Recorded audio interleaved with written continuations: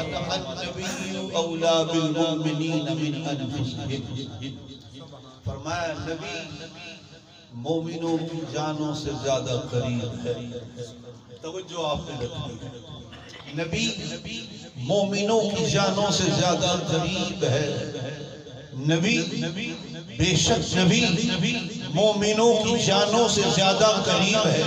توجہ طلب امر ہے، رب کا ارشاد کتنا خوش تر ہے۔ اللہ فرماتا ہے بے شک نبی مومنوں کی جانوں سے زیادہ قریب ہے۔ اب توجہ طلب بات ہے، نبی مومنوں کی جانوں سے زیادہ قریب ہے، کوئی یہ تو بتائے میاں تیری جان کتنی قریب ہے؟ کوئی خود بندہ بتائے، مومن بتائے کہ میں مومن ہوں، میری جان مجھ سے کتنی قربت پر ہے، کتنی دوری پر ہے؟ کوئی بول سکتا ہے کہ میری جان کہاں ہے؟ جب کسی سے پوچھو میاں تیری جان کہاں ہے، وہ بولے گا یہ رہی۔ میاں تو کہاں ہے؟ کہے گا یہ رہا۔ یا تو بھی یہی ہے، تیری جان بھی یہی ہے؟ بتا، جان الگ ہے، تو الگ ہے، جسم الگ ہے، جان الگ ہے۔ اللہ اللہ اپنی اس جان اور جسم کی قربت تو بتا، اس کی دوری تو بتا، اس کی فہمیت تو کر کہ تو کہاں ہے، تیری جان کہاں ہے۔ آج ایک بندہ مومن سے سوال کرو تو کبھی وہ بتا نہ پائے گا مجھ میں اور میری جان میں کتنا فاصلہ ہے، کوئی نہیں بتا سکتا۔ صحیح کیا ایک بالش ایک فٹ کا فاصلہ ہے؟ یعنی مطلب یہ جان بھی یہی ہے، جسم بھی یہی ہے، مگر ہیں دو چیزیں، جان الگ ہے، جسم الگ ہے۔ میرا رب کہتا ہے اے بندہ مومن سن، تیرے خدا کا ارشاد ہے اتنی تیری جان تیرے قریب نہیں جتنا محمد تیرے قریب ہے۔ اللہ اکبر کبیرہ، اللہ کا قرآن کہتا ہے مصطفیٰ مومنوں کی جانوں کے قریب ہے، اور اپنی ذات کے لیے فرمایا نحن اقرب الیہ من حبل الورید، اور یہاں مطلقاً کہا کہ میں خدا اپنے ہر بندے کی شہرت کے قریب ہوں۔ پھر کسی سے پوچھو میاں تیری شہرت کہاں ہے، تو بتا کہ تیری شہرت کتنی دور ہے، یا تو اپنی شہرت کے کتنے قریب ہے۔ پوچھو شہرت یہ رہی، صحیح تو کہاں ہے، میں بھی یہ رہا۔ اب اپنی اس دوری اور قربت کے معاملے میں ایک مومن الجھا ہوا ہے، ایک بندہ الجھا ہوا ہے، اسے خبر تک نہیں ہے کہ میری جان کہاں ہے، میری شہرت کہاں ہے، اور میں کہاں ہوں۔ مگر اللہ نے یہاں یوں کہا کہ میں ہر بندے کی شہرت کے قریب ہوں، مگر مصطفیٰ کے لیے قانون بھی بدل دیا، کہا ہم یعنی میں اللہ بندوں کی شہرت کے زیادہ قریب ہوں، اتنی شہرت بندے کے قریب نہیں۔ خدا کہتا ہے میں بندے کے قریب ہوں، مگر حضور کے لیے قانون بنایا، اے محبوب ہم تو ہر کسی کے قریب ہیں، ان کی شہرت سے بھی زیادہ قریب ہیں، مگر یہ تیرا منصب ہے، یہ تیرا وصف ہے، یہ تیرا مقام ہے۔ اے مصطفیٰ جو تیرے ہیں میں نے آپ کو ان کے زیادہ قریب کر ڈالا ہے۔ یہاں کافر کی بات نہیں ہے، وہاں کافر بھی ہے، وہاں جناب مسلمان بھی ہے، وہاں جناب بے دین بھی ہے، وہاں جناب اقلیت والے بھی ہیں، کتابی لوگ بھی ہیں، پوری انسانیت ہے، پوری مخلوق ہے۔ اللہ نے کہا جو میرا بندہ ہے اللہ ان کی شہرت سے زیادہ قریب ہے، مگر حضور کے لیے قانون بدل دیا کہ میرا محبوب مومنوں خوش ہو جاؤ، اتنی جان تمہارے قریب نہیں جتنا میرا محمد تمہارے قریب ہے۔ قرآن کہتا ہے حضور مومنوں کی جانوں سے زیادہ قریب ہے۔ آئیے میرے مصطفیٰ کی زبان بھی سنتے ہیں، میرے آقا چل بگر ہے ایک مقام پر، فرمایا صحابہ تم نے خدا کا قرآن پڑھا ہے، اللہ قرآن میں کہتا ہے النبی اولا بالمؤمنین من انفسہم، بے شک نبی مومنوں کی جانوں سے زیادہ قریب ہے۔ کیا کہتے ہو صحابہ، کیا کہتے ہو؟ قالوا بلا یا رسول اللہ ہمارا بھی یہی عقیدہ ہے جو اللہ کا ارشاد ہے، بے شک آپ مومنوں کی جانوں سے زیادہ قریب ہے۔ حضرت ابو ہریرہ کہتے ہیں مجھے مصطفیٰ نے کہا اے ابو ہریرہ انا اولا بالمؤمنین من انفسہم، بے شک میں اللہ کا رسول مومنوں کی جانوں سے بھی زیادہ قریب ہوں۔ اب قرآن کہتا ہے حضور اللہ کے محبوب مومنوں کی جانوں سے زیادہ قریب ہے۔ مصطفیٰ کہتے ہیں میں مومنوں کی جانوں سے زیادہ قریب ہوں۔ صحابہ کی گواہی ہے بے شک نبی مومنوں کی جانوں سے زیادہ قریب ہے۔ توجہ جی، قرآن حدیث صحابہ کی گواہی کہ حضور مومنوں کی جانوں سے زیادہ قریب ہے۔ میں آپ سے پوچھتا ہوں دانا لوگ بیٹھے ہیں، جو چیز قریب ہوتی ہے نظر آتی ہے یا نہیں آتی؟ آتی ہے؟ دعا مانگو کوئی اندھا نہ ہوئے۔ ہاں یہ بھلا اندھا ہو نا، دل کا کوئی اندھا نہ ہو. یعنی جو نابینا ہوتے ہیں انہیں کچھ نظر نہیں آتا. مولانا روم رحمت اللہ علیہ فرماتے ہیں جب دوپہر چڑھتی ہے نا، چمگادڑ نکل آئے نا تو کہتا ہے سورج کا وجود ہی نہیں ہے. آپ فرماتے ہیں سچ بولتا ہے، اندھے تجھے نظر آئے تو سورج تو اپنی آب و تاب سے چمک رہا ہے. سورج تجھے نظر نہیں آتا، یا جس سے کچھ نظر نہ آئے اس کی بات ہی الگ ہے. بات آنکھ والوں کی ہو رہی ہے. میں کہتا ہوں کہ چیز قریب ہوتی ہے وہ نظر آتی ہے یا نہیں آتی ہے؟ قرآن تو سچا ہے، حضور کا فرمان سچا ہے. اللہ فرماتا میرا یار مومنوں تمہاری جانوں سے بھی زیادہ قریب ہے. حضور کہتے ہیں انا اولا بالمومنین من انفسہم، کہ میں اللہ کا نبی مومنوں کی جانوں سے زیادہ قریب ہوں. اور صحابہ کہتے ہیں سونیا اس بات پر صحابہ گواہ ہیں کہ آپ مومنوں کی جانوں سے زیادہ قریب ہیں. یعنی قرآن کہتا ہے حضور ہمارے قریب ہیں. حضور کہتے ہیں میں ان کے قریب ہوں. صحابہ کہتے ہیں کہ بے شک آپ مومنوں کی جانوں سے قریب ہیں. بتاؤ حضور نظر کیوں نہیں آتے ہیں؟ قرآن تو سچا ہے، حدیث تو سچی ہے، تمہارا نبی جو سچا ہے.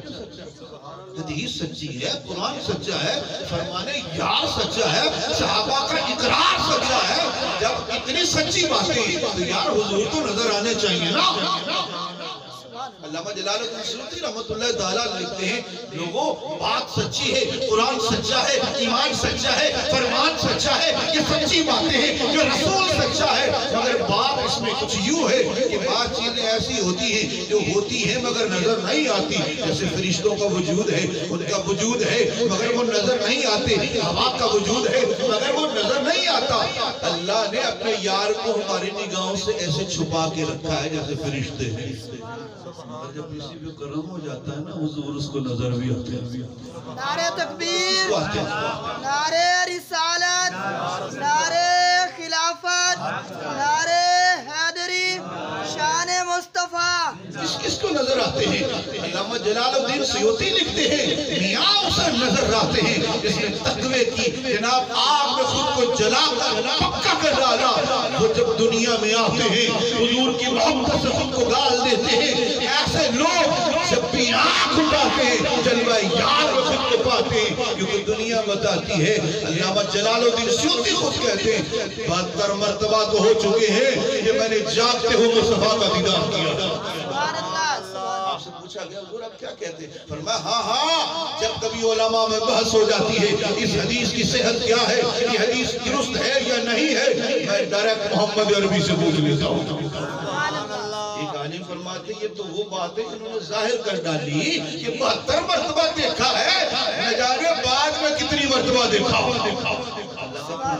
حضور کا فرمان سچا ہے.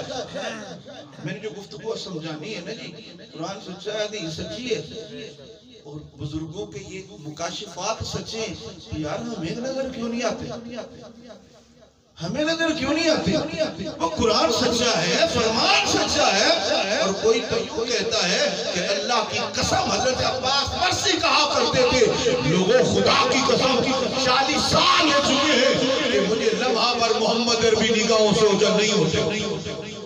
یار توجہ کرو، 40 سال ہو گئے لمحہ بھر. اور ایک روایت میں نے پڑھی ان کے بارے میں ہر گھنٹے میں حضور کی ان کو زیارت ہوتی، یعنی 24 گھنٹے.